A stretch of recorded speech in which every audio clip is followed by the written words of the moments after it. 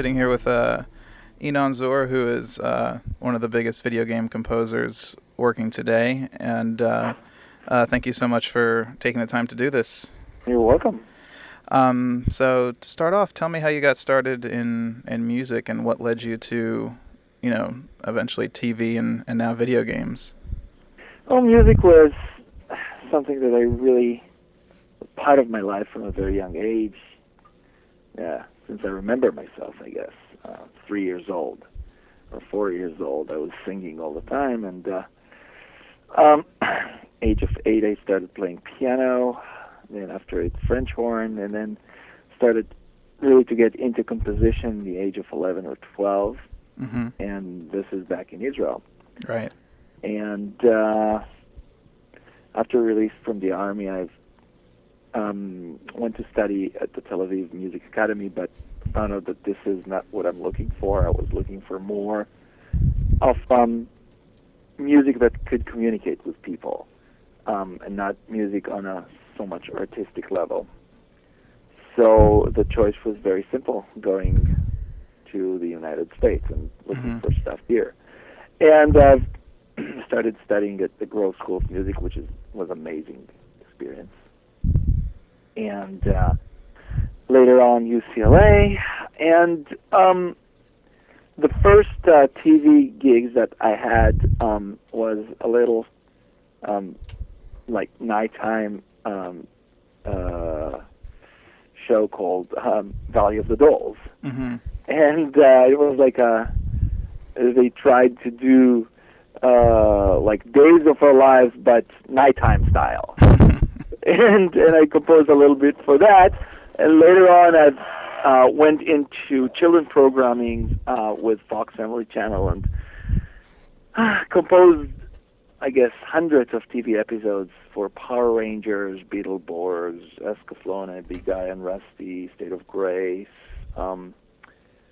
Digimon, you name it, I did it. So that gave me a lot of experience composing for TV. But I was looking for something that still a little bit more artistic and more serious. Mm-hmm. And then Bob Rice, who is my agent, somehow found me and called me one day and asked me if I want to compose music for video games. And since I didn't know anything about video games, I said, of course, no. It's not, I want to do movies. But he was very persistent and started to he just asked me, like, what do you like to do? And I said, well, I like to compose music for orchestra. I'd like to conduct. I said, well, we have lots of that in video games. And I said, well, I thought that video games just like beep, beep, bop, bop. But he said, well, actually, no. And he started sending me, like, orchestral scores that were recorded those days, and we're talking 97, right. 96, with live orchestras. And that kind of blew me away. And I was like, wow, this is great. When can I start? So sooner than later, I did start, and my first game was Klingon Academy, Star Trek. And I recorded a live orchestra, the Seattle Symphony, and also recorded the first time in video games ever, like classical choir. Wow. On the whole score, and that was like a first. And from then on, I got very much hooked on video games, although I'm doing other stuff also, but video games is sort of like my center of interest. And yeah, I mean, your filmography is just, it's so impressive and, daunting for other composers, I would think, to look at. But you're, composing so much video games, and now that you're kind of, in the heart of it, what is it about video games that you find so appealing as a composer? Video games is by far, in many, many cases, more creative than other music for medias, because you never really get temp music for it. Mm-hmm. They could tell you what they want it to be. They could tell you their ideas. They could play for you some examples, but in the end of the day, you are determining what's going on, unlike film, for example, that everything is being tempted, and in many cases, composer just has to really follow, the temp as close as he can, Right. and it's very limited. In video games, we get just immense amount of creative freedom. Not only that, but in video games, most of your writing, I'd say like 70% of your writing, is being done not to picture. Mm-hmm. So you're just writing free music, which is almost bringing us back to the old days where the composers just wrote music for music. I mean, you could see like some kind of description of emotions or ambiances or storylines, but that's pretty much it. Mm-hmm. So it's a free writing, and it's incredible. I mean, for composers to be able to just open his or her wings and fly with almost no strings attached. All right. So it's just kind of like a blank canvas to work off of. Sure is. And I mean, I'm a big gamer too, and I'm not trying to put down video games, but when I say this, but I feel like a lot of them, can be similar. First-person shooters are very, almost the same from game to Well, game. maybe this is the reason why I'm not doing those.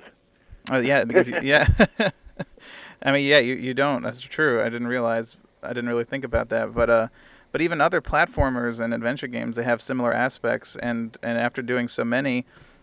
And so, say the next game you work on, when you're starting to work on it, what do you look at for Well, inspiration?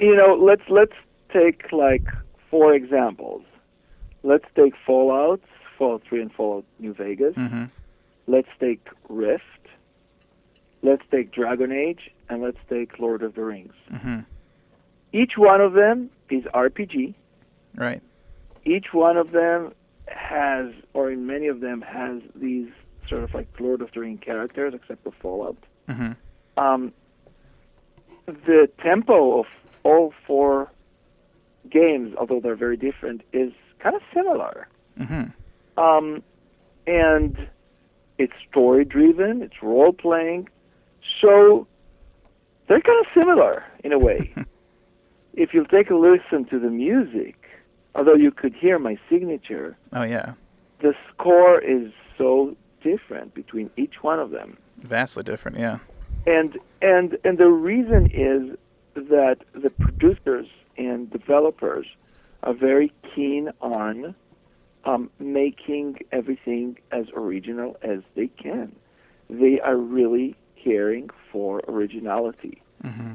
So, at the end of the day, you could say that many games have like lots of resemblance. You got to kill a few guys, you got to find a few treasures, Mm-hmm. solve some puzzles, go to the boss, kill the boss. I mean, but isn't it the same also in movies and TV? I mean, a storyline is a storyline, and as many stories are the same, but they're being told so differently. All right. So it's the same with music, and I'm very, very proud that I think that, and again, it's all collaborative work, Mm-hmm. and I'm always working with the team and not aside of the team or against the team or just by myself. All right. I always, one of the things that I really pride myself always that I'm a team player. I'm not, a lone wolf when it comes to working together. The most important thing for me is that my team is going to be cohesive, and what I'm writing will be just serving the needs of the project rather than just a good standalone, score. Right. So their persisting on originality is what usually brings me to try to do it as much as I can, and I think it's very rewarding. And I mean, and you mentioned Fallout, which, in terms of structure, is such huge open game, and your sound became it was for me it was one of the most fun I've ever had playing any video game. But your sound became such a huge part of the world, and it was such a huge canvas. Is it hard to create structure and pacing when a game is that open of a sandbox?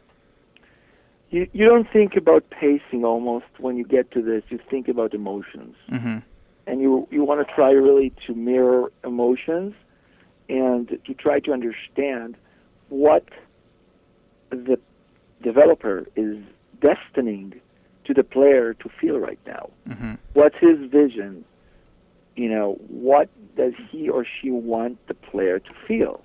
And the music really needs to hone in and try to do just that, rather than follow, the location or the footsteps or where we are. Mm-hmm. We just need to play the emotions, and when this is being done successfully, the music feels really, really interactive and part of the game, because it's you play and you feel, and what you see on the screen is what you play, and the music is part of what you feel. Mm-hmm.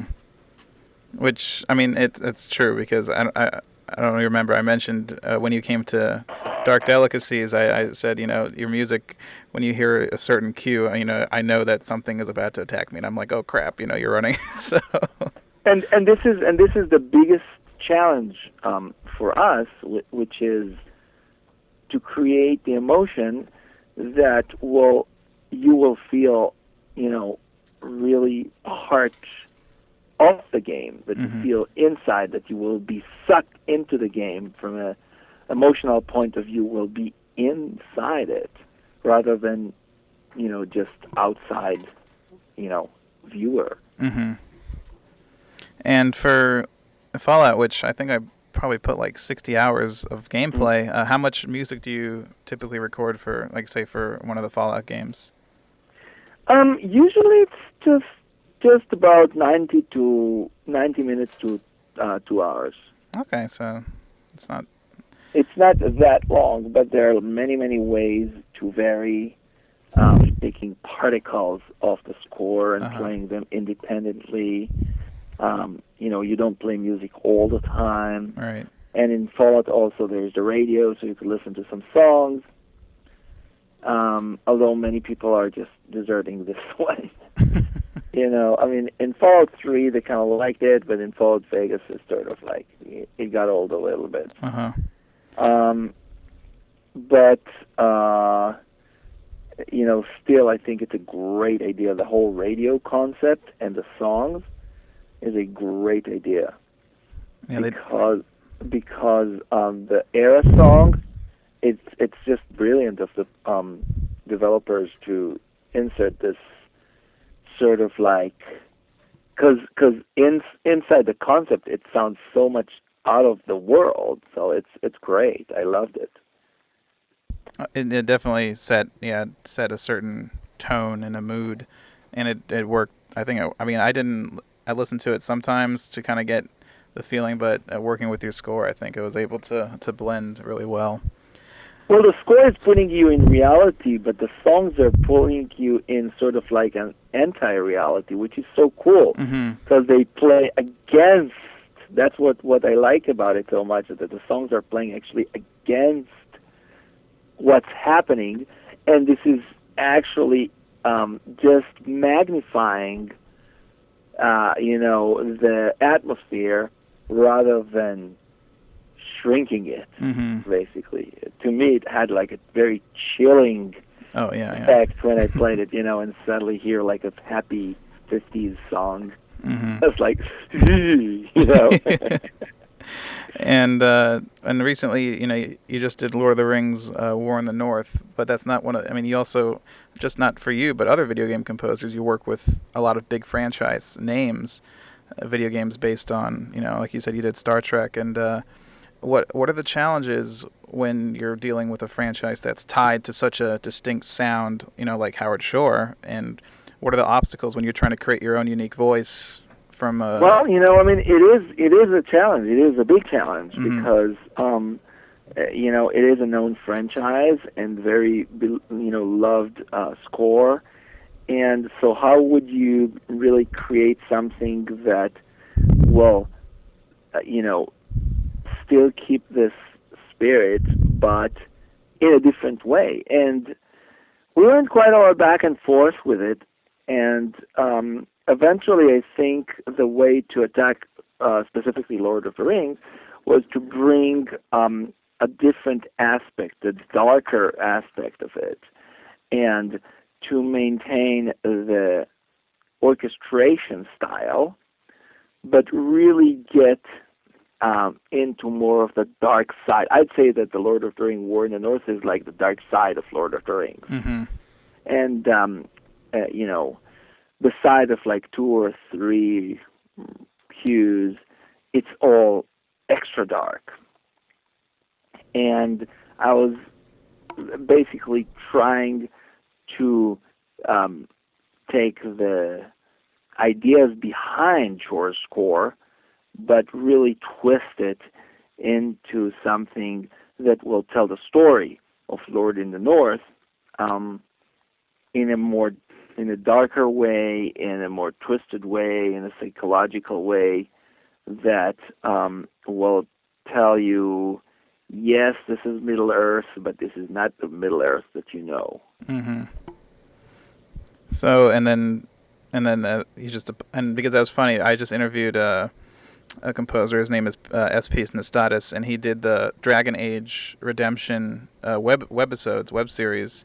Uh-huh. And we were discussing in his interview. I was like, "So did you work off of Enon's material?" And he said, "Well, we had to. They allowed us to use. They used your theme just as the opening, but he tried to branch from that and create. So it's almost like everybody is kind of taking and branching, and it's really cool. I think to have all these unique voices coming into this Oh one yeah, universe. yeah, Yeah.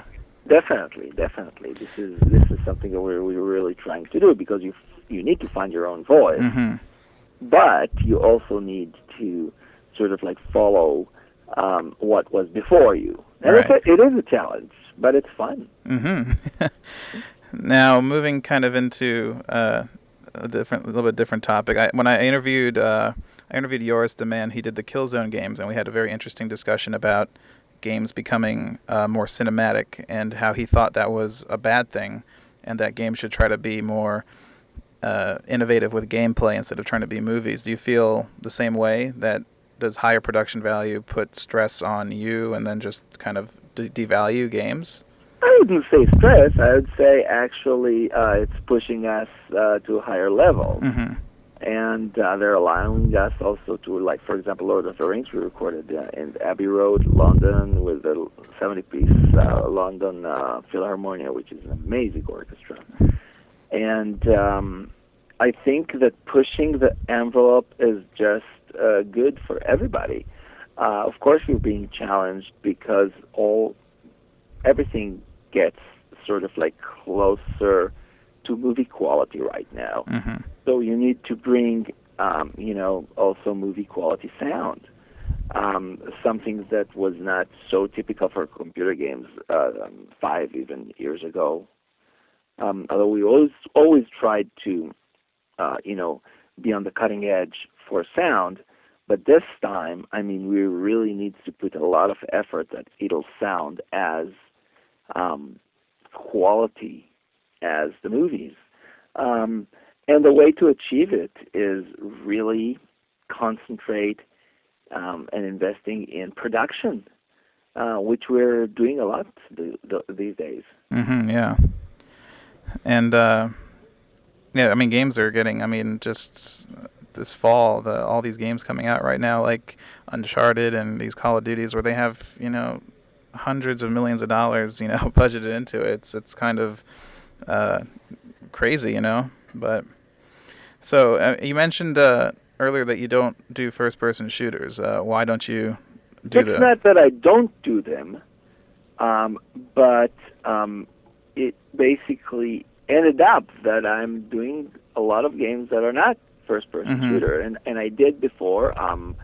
I did SOCOM Navy SEALs too. I did Shadow Ops. I did Man of Valor. They're all first-person Mm-hmm. shooters, and I enjoyed doing them a lot. Um, but it seems like I found my voice more in RPGs, where the music is being featured way more than in first-person shooters. Mm-hmm. All right, that's fair. Well, I guess to wrap things up, I always like to ask composers this question.